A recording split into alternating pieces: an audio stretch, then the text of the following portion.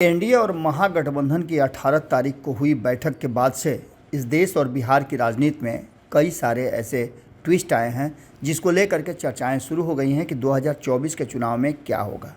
आपको बता दें कि इसी कड़ी में वैसे कई दल हैं जो आने वाले 2024 में परिणाम बदल सकते हैं। आपको बता दें कि एक तरफ जहां ये दावा है कि 26 के बाद 36 दल इंडिया का हिस्सा होंगे, तो वहीं दूसरी तरफ एनडीए गठबंधन का भी कहना है कि अभी 38 हैं, ये 48 तक पहुंच सकते हैं। यानी देश में दो ही धाराएं रहेंगी। एक धारा जिसे इंडिया जो महागठबंधन अभी वर्तमान विपक्ष में है, तो वहीं सत्ता में एनडीए है जो भारतीय जनता पार्टी की अगुवाई में आगे बढ़ रही है। 9 सालों से नरेंद्र मोदी प्रधानमंत्री की कुर्सी पर हैं और आने वाले कई सालों तक प्रधानमंत्री की कुर्सी पर बिठाने का दावा भारतीय जनता पार्टी का है। तो वहीं आपको बता दें कि 2024 में पूरी तरह से भारतीय जनता पार्टी को बैकफुट पर लाने के लिए इंडिया गठबंधन बनाया गया है। आपको बता दें कि इस नाम के साथ अभी ऐसे कई दल हैं जो इसका हिस्सा नहीं हैं। हालांकि संभावित है कि दोनों गठबंधन में अभी बहुत सारे दलों को जुड़ना है, जैसा कि इन दल के नेताओं ने दावा किया है।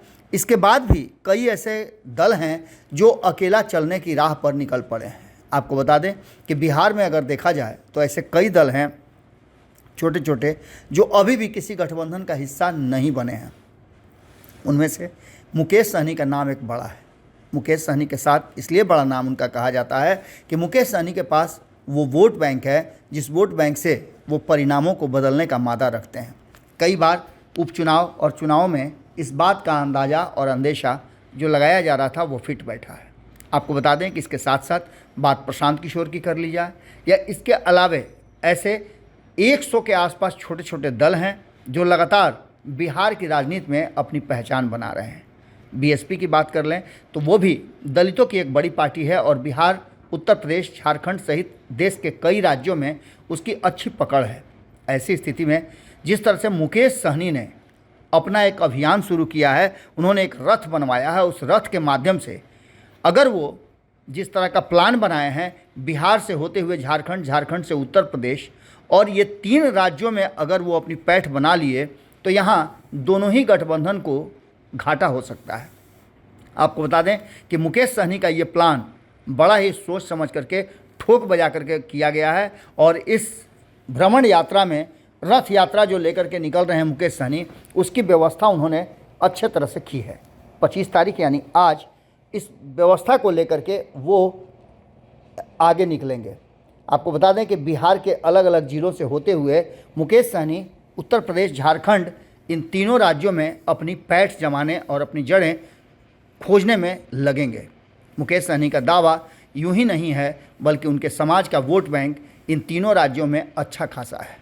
इतना ही नहीं, उन्होंने जो डिमांड रखा है, जो मांग रखा है वो काफ़ी महत्वपूर्ण है। उन्होंने निषाद आरक्षण को अलग करने और उसके लिए सरकारों से अपील की है। इतना ही नहीं, मुकेश सहनी जिस तरह से आगे बढ़ रहे हैं वो साफ झलक रहा है कि जिस तरह से बिहार में 2020 में चिराग पासवान ने अपना रोल निभाया था और नीतीश कुमार को काफ़ी कमज़ोर होना पड़ा था, तो वहीं आपको बता दें कि दूसरी तरफ जिस तरह से उन्होंने राष्ट्रीय जनता दल यानी तेजस्वी यादव को भी रोकने का काम किया था, ये भी बड़ा महत्वपूर्ण है। अब देखना दिलचस्प होगा कि मुकेश सहनी आने वाले 2024 के चुनाव में किस तरह की रणनीति अपनाते हैं। अभी वो किसी भी गठबंधन का हिस्सा नहीं है, लेकिन एक बात तय है कि मुकेश सहनी ने जो अभियान छेड़ा है उसमें वो अपने वोटरों को एकजुट करने में कामयाब होते दिख रहे हैं। आज से उनकी रथ यात्रा है। हमारी पूरी नज़र उनके इस कार्यक्रम और रथ यात्रा पर है। जैसे ही कुछ अपडेट आता है हम फिर आपसे जुड़ते हैं। बहुत बहुत धन्यवाद। अगर ये वीडियो पसंद आई